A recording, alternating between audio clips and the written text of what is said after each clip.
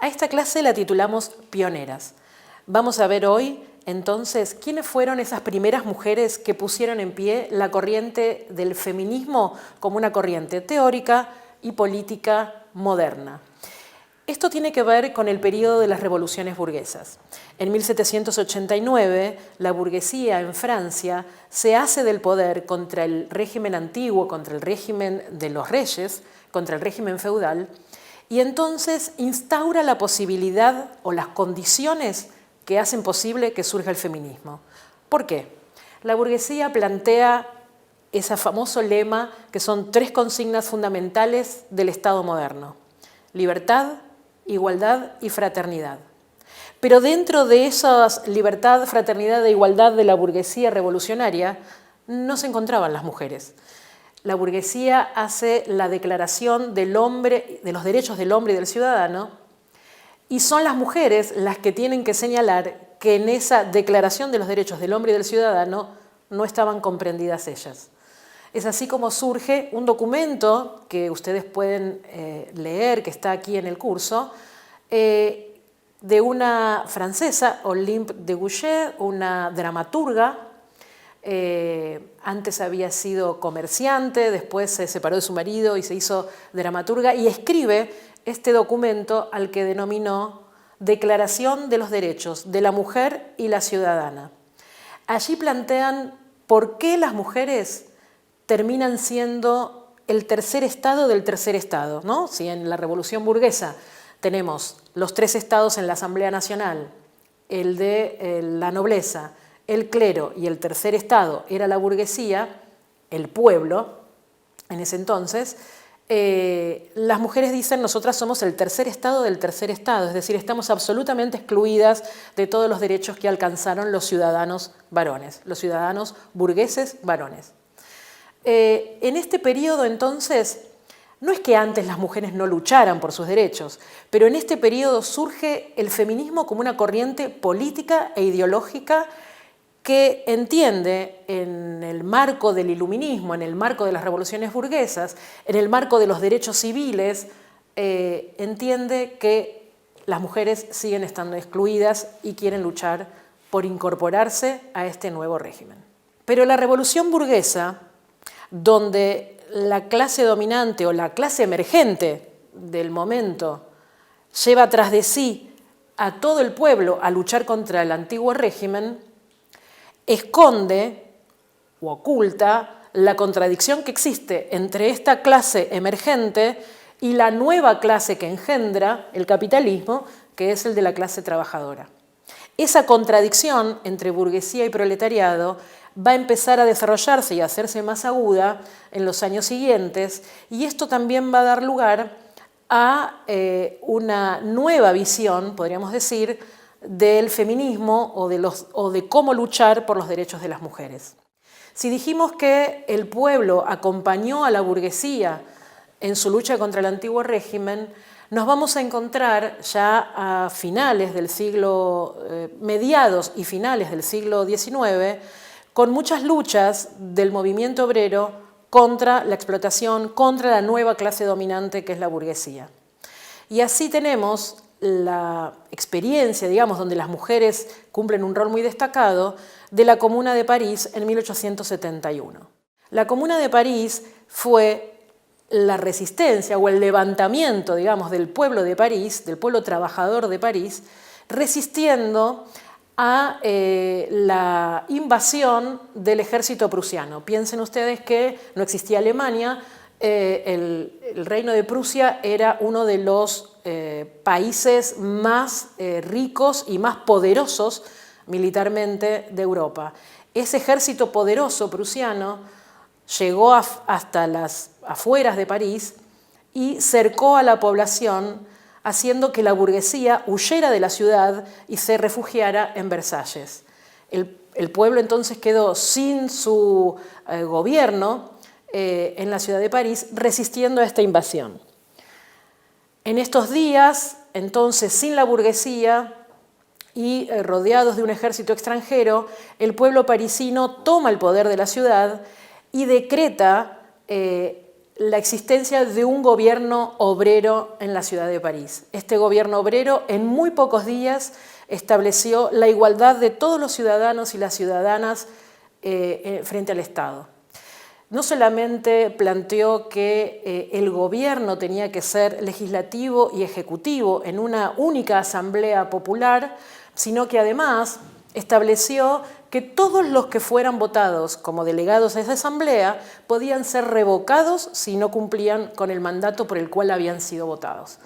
Esto de los cargos revocables es una absoluta novedad en la historia política hasta ese momento.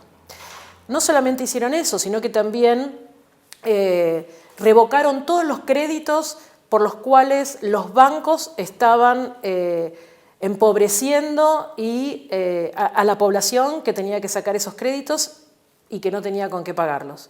También establecieron la educación laica, le retiraron el poder a la Iglesia sobre las escuelas, sobre la educación de los niños y las niñas. Y además establecieron que las mujeres tenían igualdad de derecho con los hombres, incluso también para portar armas. Esto es una demanda que las mujeres burguesas ya habían hecho en 1789 a la burguesía revolucionaria, pero los jacobinos se negaron a armar a las mujeres revolucionarias de la burguesía y los obreros le dieron las armas a sus compañeras, a las trabajadoras del pueblo de París, levantado en la Comuna de París de 1871. Esa comuna terminó sangrientamente con la masacre del gobierno de Versalles ante la mirada del invasor extranjero.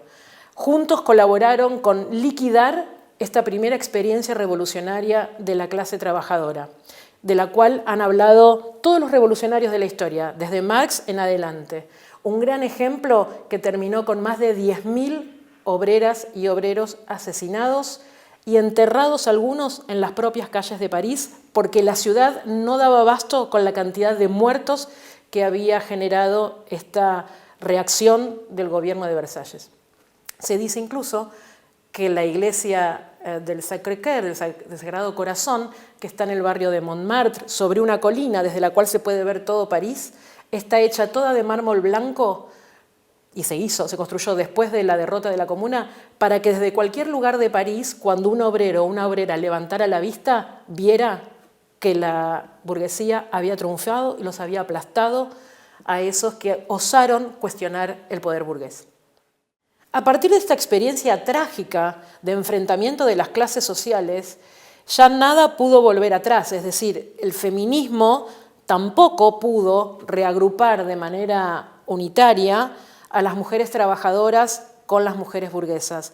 Los intereses fueron diversos y se fueron separando distintas corrientes de pensamiento.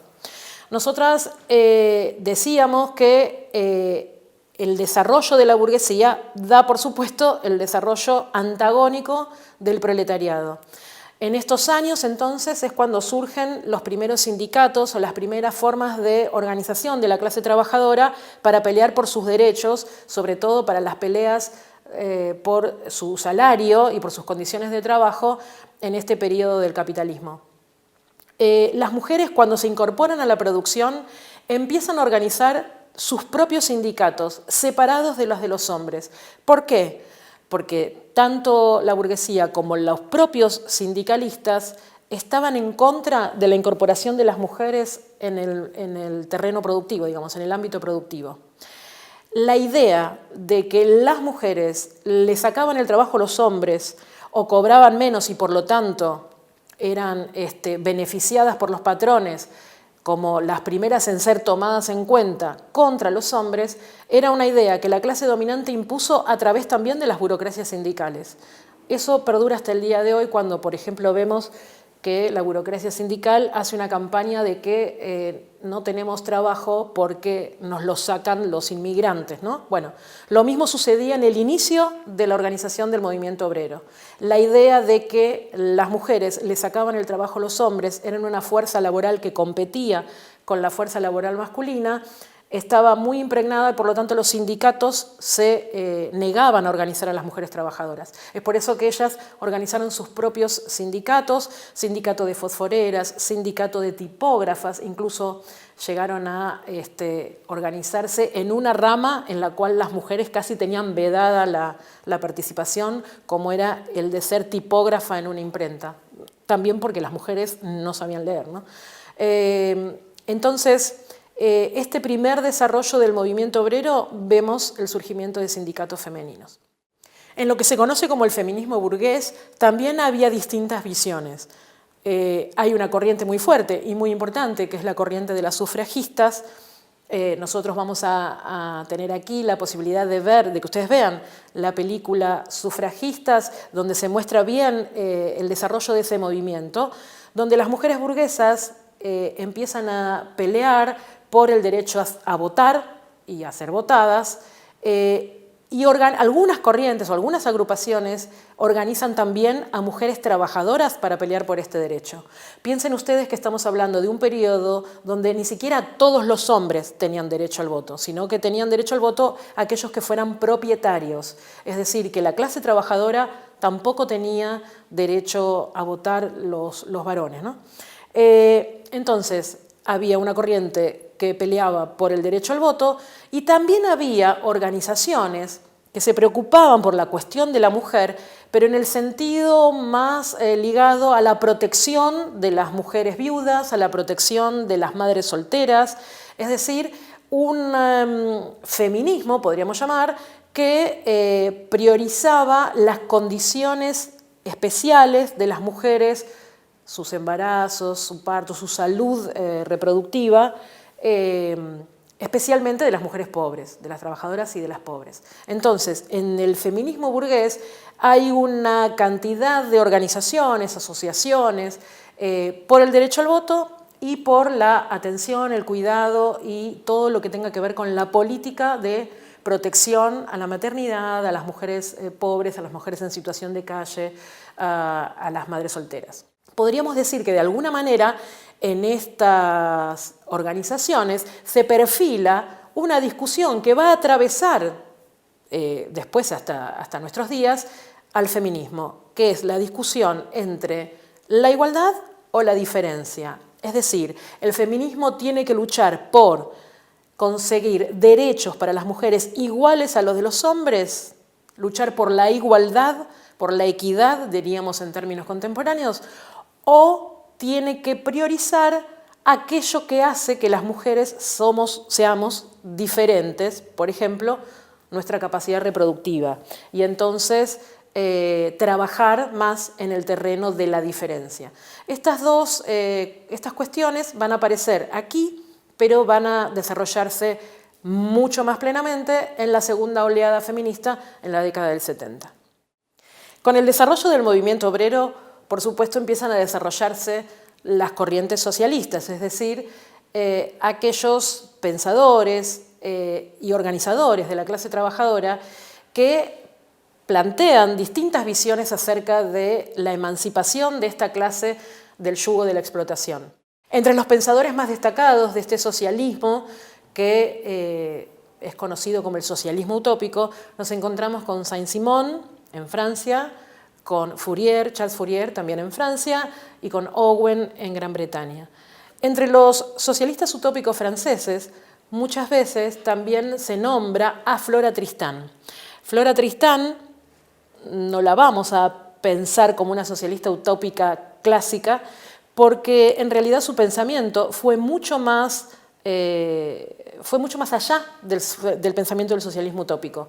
Ella consideraba que la clase trabajadora era la clase que verdaderamente debía luchar por la emancipación de las cadenas del capitalismo, mientras los otros socialistas utópicos pensaban que la clase más avanzada de la sociedad eran los industriales, según Saint-Simon, o los trabajadores junto con los dueños de las fábricas, considerados también como del mundo del trabajo. Es decir, que había una visión todavía no muy clara de las clases sociales no tan clara como la que va a venir después del materialismo científico, del socialismo científico de Marx y Engels. Pero Flora Tristán, que no llega a tener el conocimiento de los mecanismos o los resortes de funcionamiento del capitalismo, del funcionamiento de la explotación, ella no conoce de economía y tampoco advierte cómo es el mecanismo de la extracción de plusvalía de la clase dominante a la clase trabajadora, sí plantea a los trabajadores como una clase única y como una clase universal.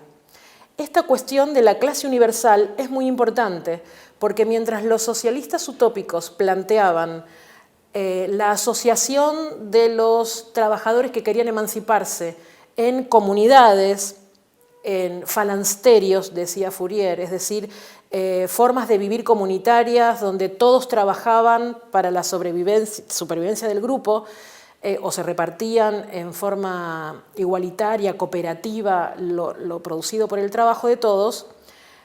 Flora Tristán dice, pero la clase obrera o los trabajadores son una clase universal.